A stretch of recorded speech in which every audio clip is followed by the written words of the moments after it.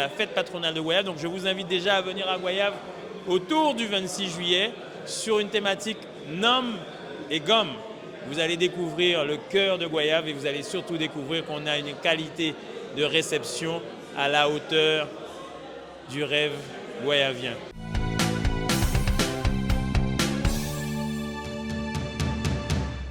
C'est la fin du conseil municipal du 25 ou 25 juin, bien entendu, qui était consacré principalement au CFU, le document unique qui retrace les comptes de gestion et les comptes administratifs dans un seul document. C'est la fin d'une histoire aussi. L'USI, c'est fini.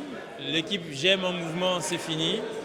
On a acté un excédent de papier de 4 millions d'euros.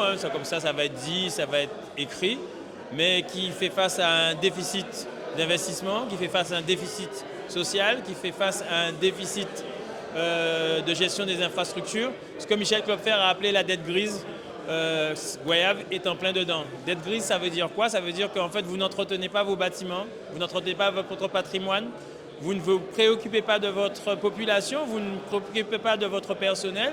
Et en fait, au fur et à mesure, vous accumulez des excédents, mais ces excédents manquent aux investissements qu'il fallait faire pour permettre à la population d'avoir des services publics et d'avoir des équipements qui sont de bonne qualité.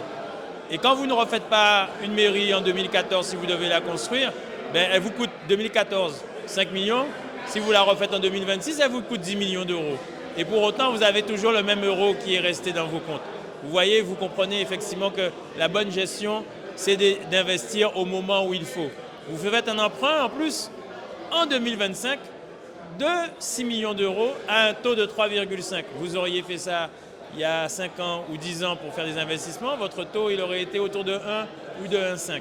Voilà ce qu'il était important de démontrer aux Goyaviens, mais je sais que de toute façon les Goyaviens l'avaient compris en voyant effectivement la dégradation des routes, en voyant la dégradation du tissu social et du tissu associatif, et du coup, tissu associatif pour lequel nous avons voté un certain nombre d'accompagnements.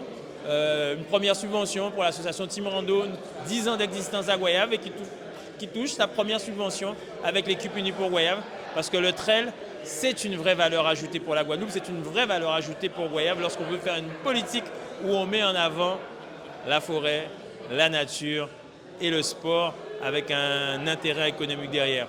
Voilà un peu l'idée, et puis juillet arrive. Juillet, c'est le début réellement de notre mandature. Le temps politique est définitivement terminé. Nous passons au temps de la gestion. Et ce temps de la gestion va être marqué par un événement fort, un marqueur de notre identité goyavienne, qui est la fête patronale de Goyave. Donc je vous invite déjà à venir à Goyave autour du 26 juillet sur une thématique NOM et gomme. Vous allez découvrir le cœur de Goyave et vous allez surtout découvrir qu'on a une qualité de réception à la hauteur du rêve goyavien.